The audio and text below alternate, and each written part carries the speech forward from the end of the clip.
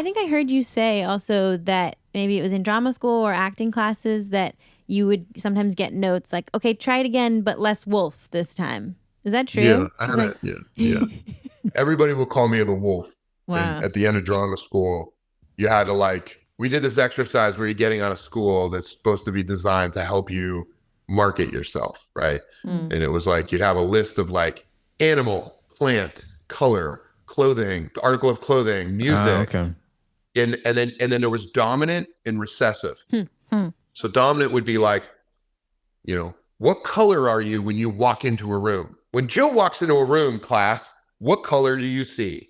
When you get to know Joe, what color is he on the inside? And wait, so and everyone's just like, I see fur. I just but wait. Everyone down the list was like, wolf, wolf, wolf, wolf, wolf, wolf, wolf, wolf, wolf, wolf. That's crazy. So they're asking others. So you don't get to answer these questions yourself. They're like, that's interesting. Wow. Okay. Everyone you're in charge of filling out what everybody else is, and then when it comes to your time, you stand up, and then they fill it out for you. Wow. That sounds really interesting. That sounds like it could be almost painful for people.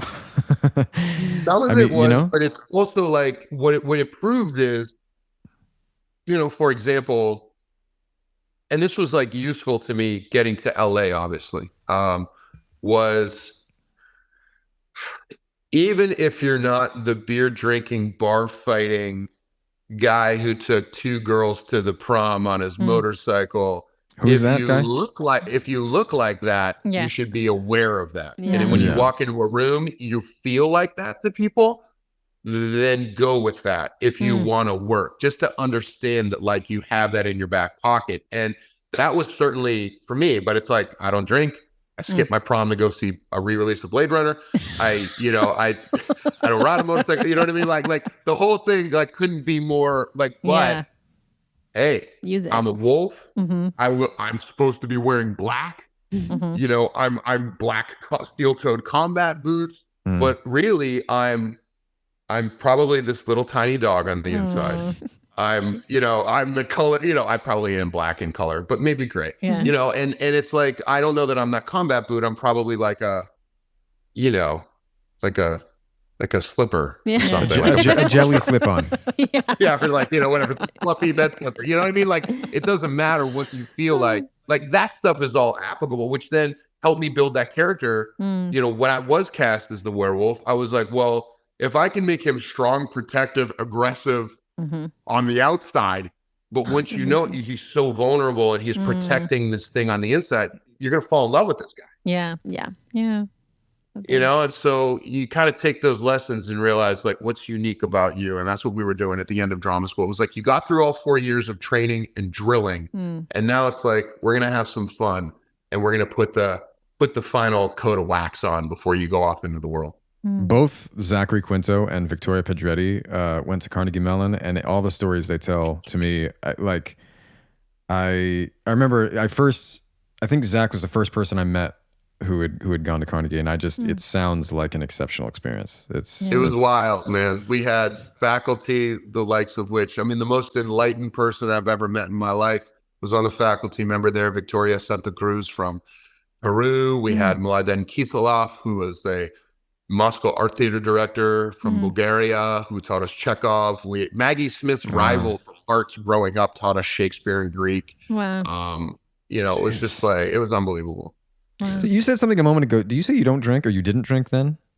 I don't drink now. I drank a lot then. I don't. All right. That checks out, because I was thinking you all these things you described, I would imagine you were, doing that too. Anyway, whatever. So I was the maniac when I was younger, and it all had to go. The ballast had to get cut off of the balloon to get it higher. It was just, it had to go. Yeah. Joe, you do a lot of advocacy work with sort of veterans, animal welfare, and just curious kind of what motivates you there. What are you passionate about? Well, I'm on the board of trustees at Pittsburgh Children's Hospital. So that's my main charity. And I just love kids. I feel bad for kids that have to go through really difficult struggles, that don't get to be kids. They have to grow up too soon. And a lot of times, the kids are being taken care of, but, it's parents also that really have a hard time, and a lot of times can't be with kids while they're in the hospital. They have to be out working and making money to support. And that's really difficult. And I think that there's an amount of guilt that the parents feel about that. And the kids are alone, and so Pittsburgh Children's Hospital is like really amazing. They monitor hospitals all around the world at lowering infant mortality rates and, managing post-op care, because a lot of times like a surgery can be successful, but then in some third world country, like they'll lose kids post-op and can't target the signals or have like predictive measures. And so Pittsburgh Children's Hospital has created like carts, like computerized carts that actually help monitor and go back to a mainframe with American doctors that can kind of watch, and monitor for the signs that something's going sideways.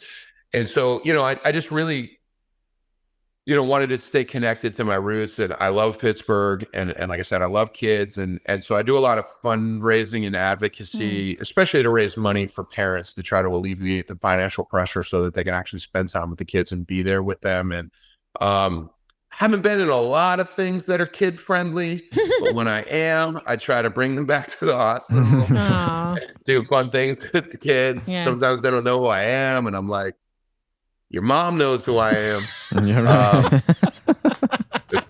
Mom's over there in the corner like, yes, she does. Dad wants to punch me in the face. Great. But he can't reach.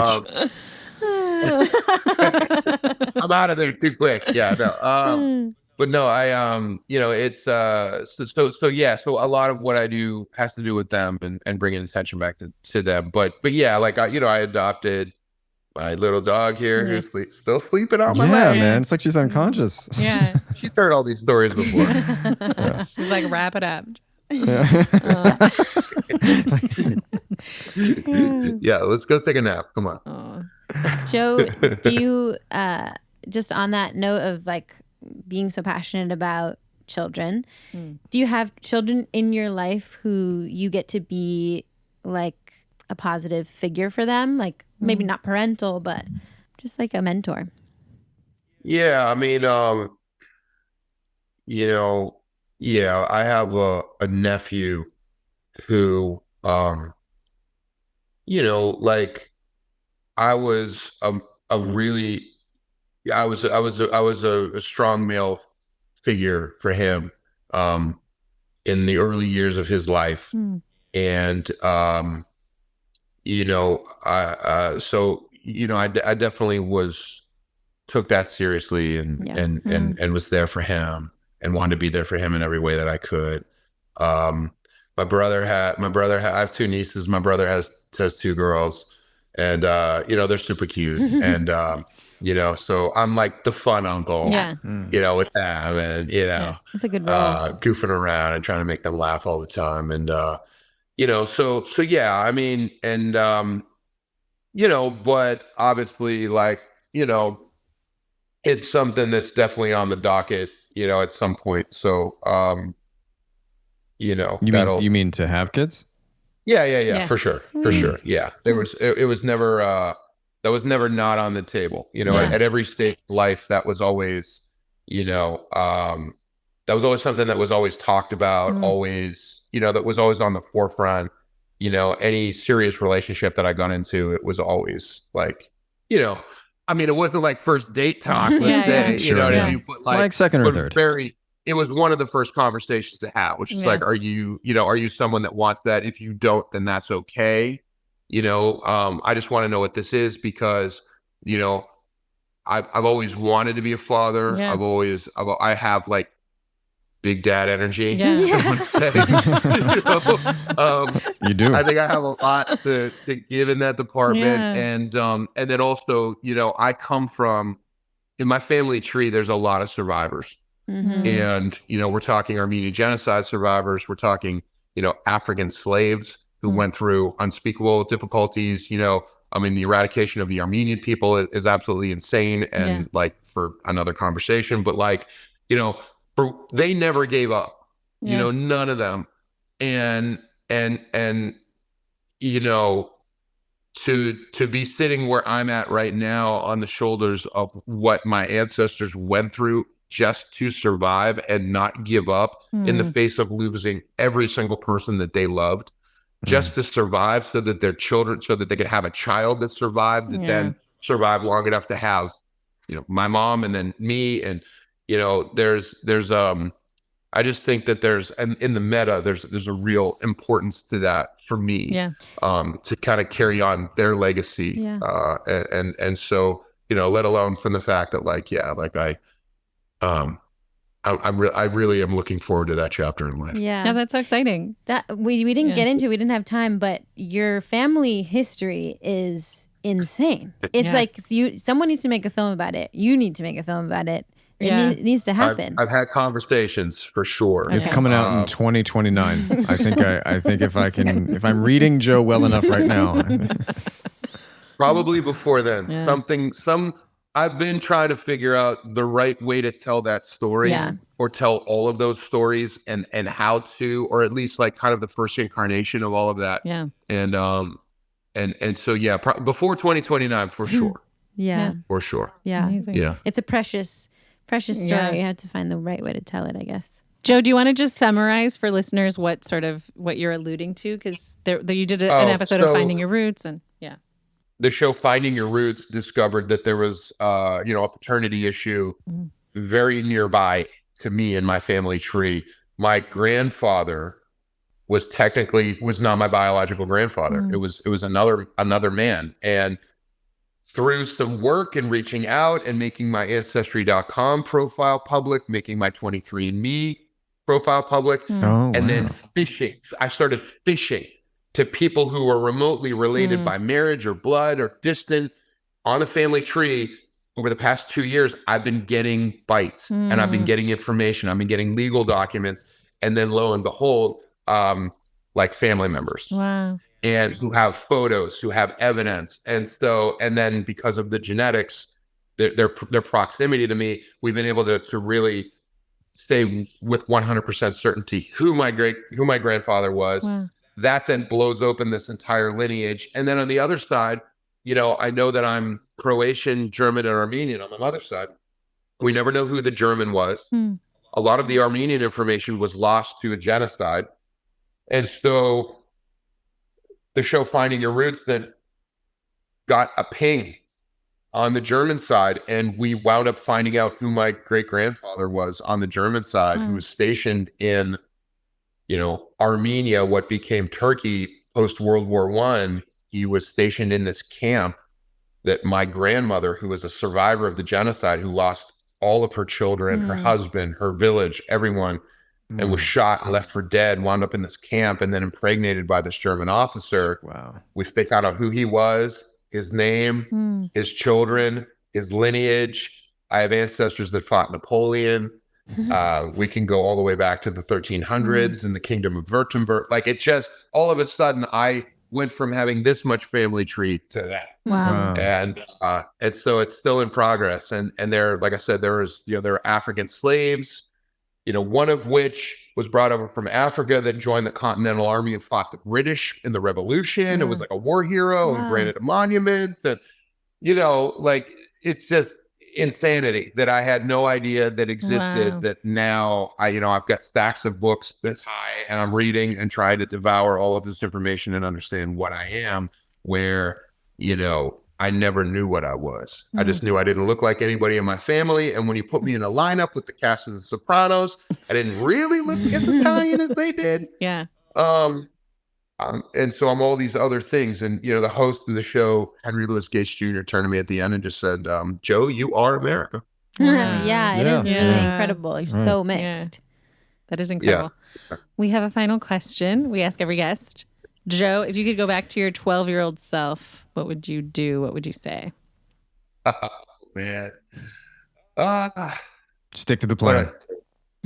What would I say at 12? I would say, do not feel bad about following the muse and do whatever you have to do to clear your space out to continue creating in that way. Do not feel bad about that. Like, you're a storyteller at heart. Just continue developing, like just go. That's what I would have said, because I think I was so torn at that age and felt so guilty about skipping my work to do it, and doing something I shouldn't have been doing that was going to go nowhere. Yeah. Come to find out, that was actually, all that side questing was actually the main quest. Oh, that's really cool. Yeah. That's so great. I love that. Joe, you've been such a delight. What a storyteller. Yeah, man. No, Thank you so much honestly. for coming on. Yeah. Thanks. We're so grateful. You are a delight. Thank you. Thank you. Thank you. You can keep up with Joe Manganiello on Instagram at Joe Manganiello. We are so excited that you can now listen to Podcrushed ad-free on Amazon Music. In fact, you can listen to any episode of Podcrushed ad-free right now on Amazon Music with an Amazon Prime membership.